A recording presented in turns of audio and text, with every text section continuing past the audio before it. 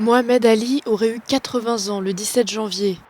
À l'approche de ce qui aurait été son anniversaire, des proches et membres de sa famille se remémorent sa vie, mais surtout son héritage de légende de la boxe et sa personnalité engagée.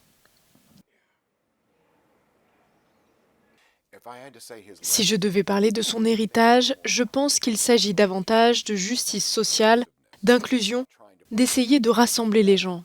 Et c'est rare, même pour les leaders mondiaux. Mohamed ne s'est pas contenté de parler, il a joint le geste à la parole tous les jours. Si je devais le dire, Mohamed est tout ce que tout le monde aspire à être. Pour sa fille Anna, son père a toujours été un exemple de charité et de gentillesse, que ce soit avec ses proches ou avec ses fans.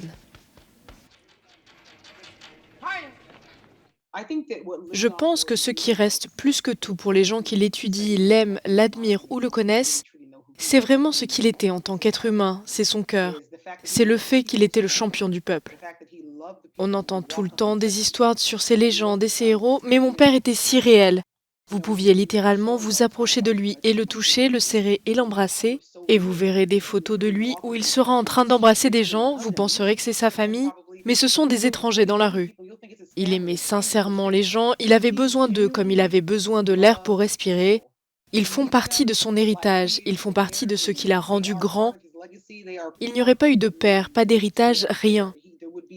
Rien de tout cela n'aurait eu de sens pour lui s'il n'avait pas pu interagir avec les gens de tous les jours comme il aimait le faire. Mohamed Ali, triple champion du monde poids lourd, était l'une des figures sportives les plus importantes du XXe siècle.